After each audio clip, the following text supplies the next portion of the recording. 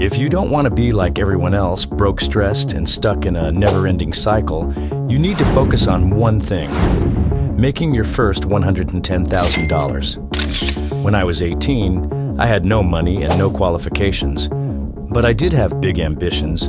Instead of worrying about making millions, I set myself the smaller, more achievable goal of making $10K now as a self-made millionaire. I can tell you that first $10,000 was the hardest to make, but once I hit it, everything changed.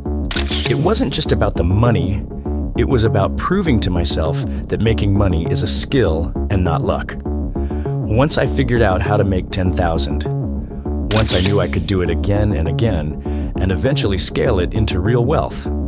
So if I had to start from zero and make that first $10,000 all over again, this is exactly how I do it in 3 steps. Most people make this way harder than it needs to be.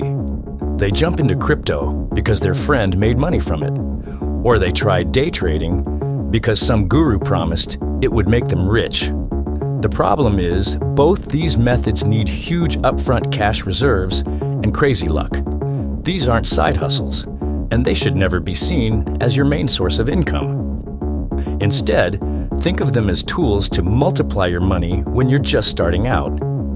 You need something that requires a small amount of money to begin with and constantly puts cash in your pocket every day. When you strip away all the noise, there are only really 4 options.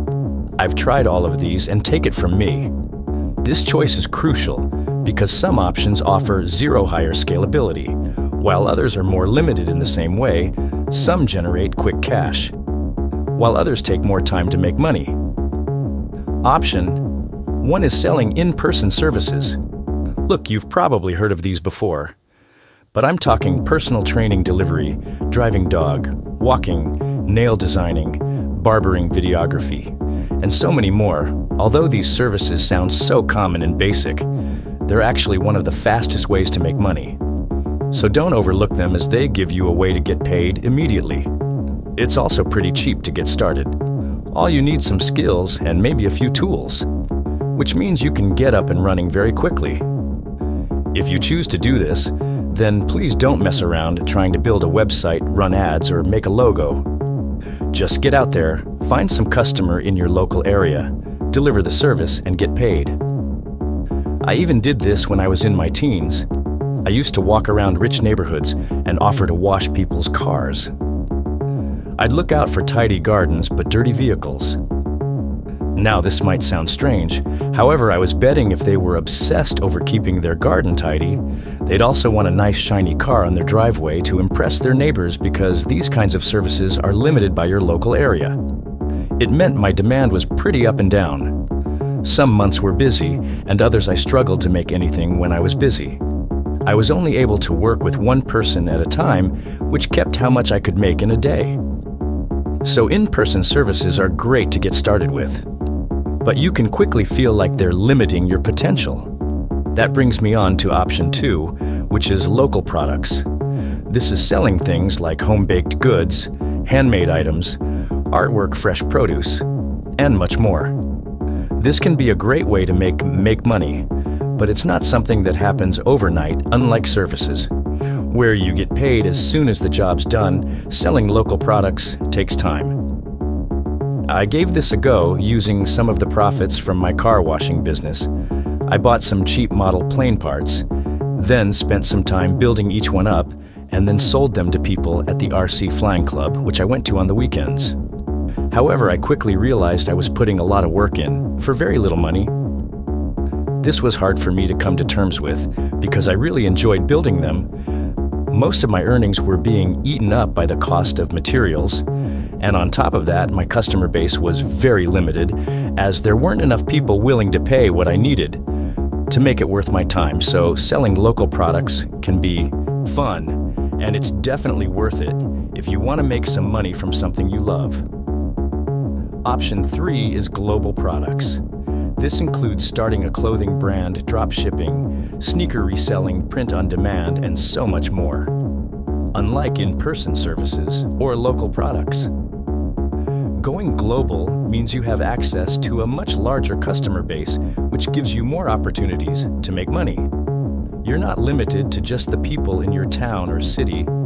Anyone, anywhere can buy from you. I was so excited about launching my own global products. I even flew all the way to China to partner with a manufacturer to produce my model airplane designs and sell them worldwide. Of course, you don't have to do this if you choose to go down the dropshipping or print-on-demand routes. However, this wasn't really an option. When I started, if I'm honest, things started off pretty slowly for me because I had to keep reinvesting my profits back into new products. To sell every sale required more investment. Once I sold 10 items, I then needed to buy 20 more to keep up, instead of pocketing the profits. My money kept getting trapped in this endless cycle of restocking. Ultimately, was it worth it? 100%. However, you should only do this if you have the patience to wait 1 to 3 months for everything to start kicking off.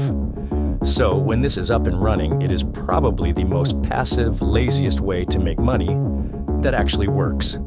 So that brings us on to option 4, selling online services. This option wasn't actually possible for me when I was younger, but this is such an advantage nowadays. There are so many different online services you can offer. These include copywriting, video editing, thumbnail design, running ads, social media management. The list goes on. Selling online services actually combines the two biggest benefits from the in-person services and global products. This is because you get the global reach, but the profit margins of a service with products, you might make 20 to 30% margin that needs to be reinvested with services.